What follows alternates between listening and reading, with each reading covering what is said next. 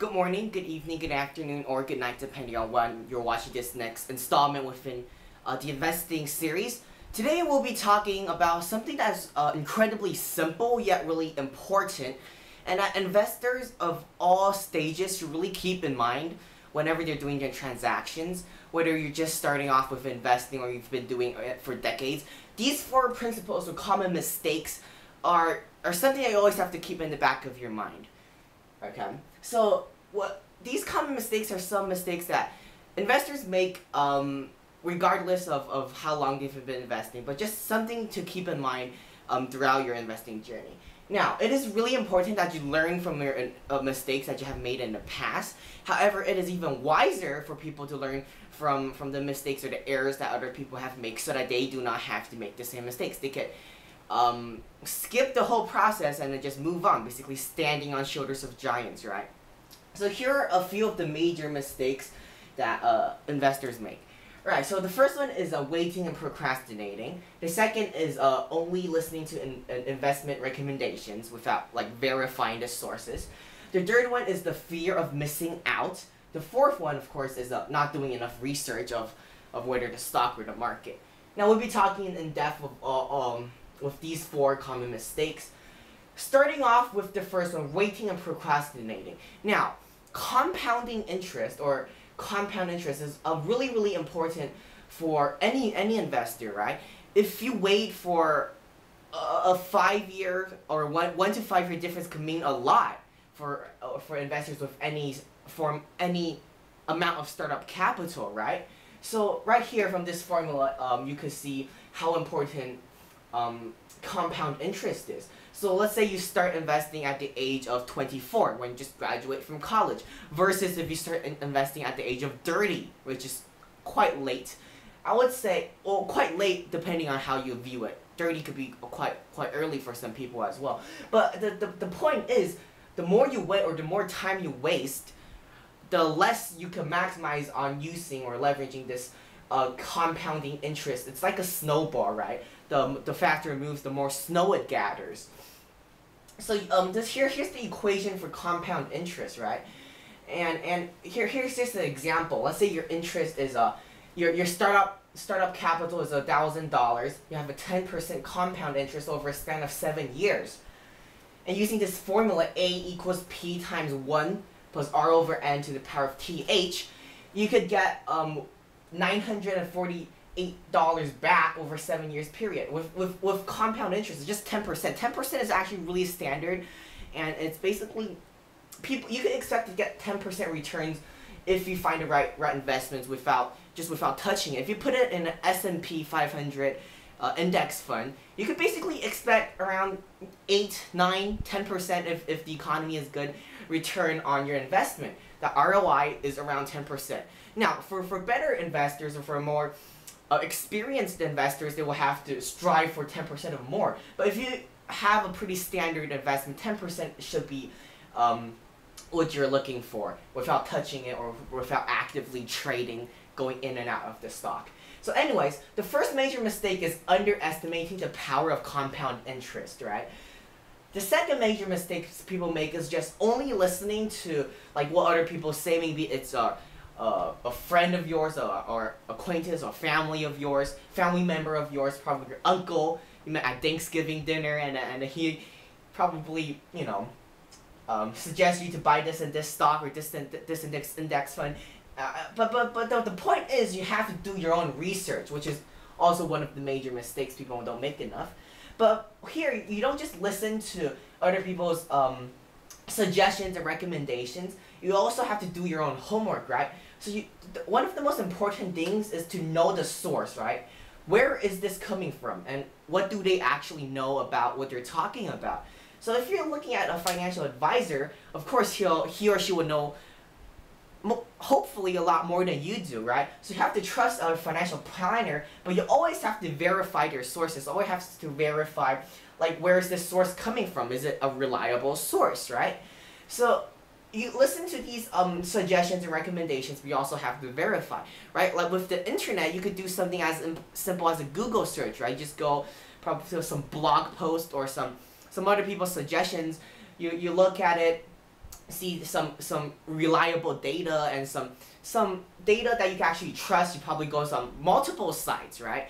You see, like, site A says it's a pretty good investment. Site B says it's an A+ investment. So like these are all you have to look around the sources, see what people say, and you also have to do your own homework to verify that these suggestions and recommendations actually do make sense, right? So that's the second common mistake, just jumping into investments without making, proper planning. Proper prior planning prevents poor performance. One of those commonly thrown around wise sayings or whatever. Okay, so the third major mistakes that people make is the fear of missing out, right? We always want to feel like we're a part of something. That's one of the 25 cognitive biases, right? Or if you read books like How to Win Friends and Influence People, they will say the sole desire of a person is to feel validated, right? That's one of the most important things people want to feel. Feel important, feel validated. Now, if you're in a group of people that's all investing in, let's say, Starbucks, and if you really look at the statistics, Starbucks haven't been doing really good recently. But if you just jump on the bandwagon without actually doing your homework, this could actually be a major mistake on your behalf, right? So don't buy stocks or investments because of your emotions. Don't just judge a stock because of your emotions, or because all your friends and family are investing in it or investing in it. So don't jump on the bandwagon that everybody is doing. A good example of that could be the cryptocurrency or Bitcoin or whatever you call it. The fear of missing out has caused a lot of people to actually jump on the bandwagon of seeing. You see how like cryptocurrency is like always.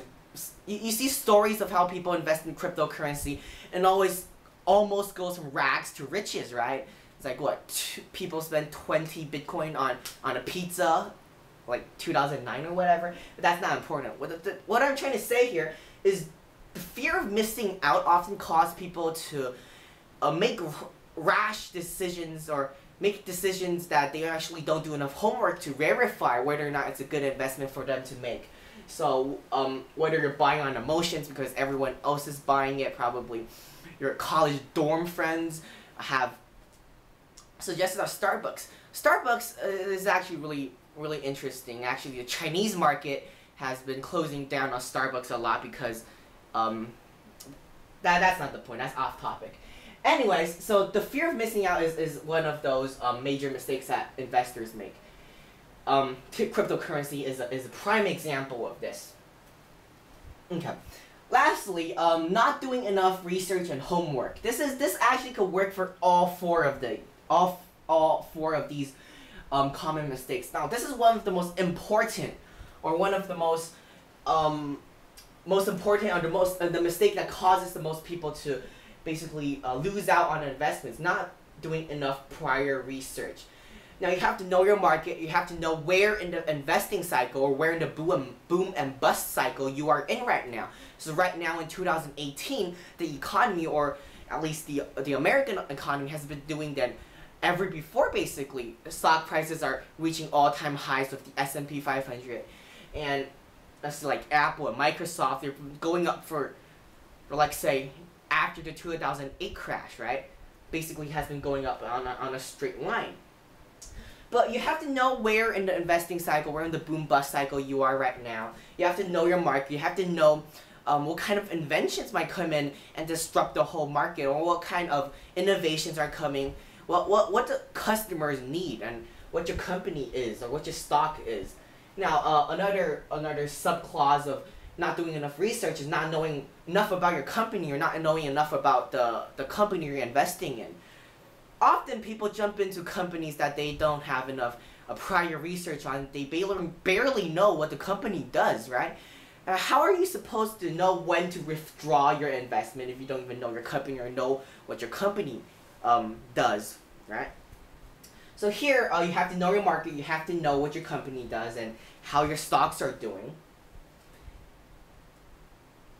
And it really boils down to, you really want to know and make sure you know what you're getting into, what kind of investment you're getting into, and what type of return on investments you're seeking to get. And yeah. So this all boils down to proper planning prevents poor performances. As long as you make your do your homework, you have to really understand the market, know your company, understand your stock, and plan enough, then you could actually really maximize your chances of the stock working in your favor. Of course, this is all to some extent a gambling game, but as long as you could maximize your chances to the fullest of its possibilities, that will work in your favor, right? So it's kind of like casinos. When you think of casinos and you think of the stock market, there are a lot of similarities, right? The house, they make a lot of money in casinos because they are able to maximize, right? Maximize the percentage of them getting the money back, maximize their chances, right? So in investing, what you want to do is also maximize your chances. So let's say in gambling, the house could have 55% chances of getting the bet, where you have 45%. That's a 5% difference, right? Of possibilities for the house to win. That will work wonders for them. That could make hundreds of millions for their house, right? But that's off topic. What we're saying here are the 4 common investing mistakes. We'll go through a review and we'll end today's lesson. Now the first one is waiting and procrastinating, or just underestimating the power of compound interest. Just you miss out on a lot of potential earnings that you might get on compound interesting. Now the second one is only listening to recommendations without verifying the sources. Thirdly is the fear of missing out and irrationally jumping on bandwagons without doing your homework. And fourthly, and most importantly, is not doing enough homework and research concerning your market, concerning capital company, concerning your stocks. Alright, so that will be the end of today's video, talking about the 4 common investing mistakes. Of course, it's part of the investing series.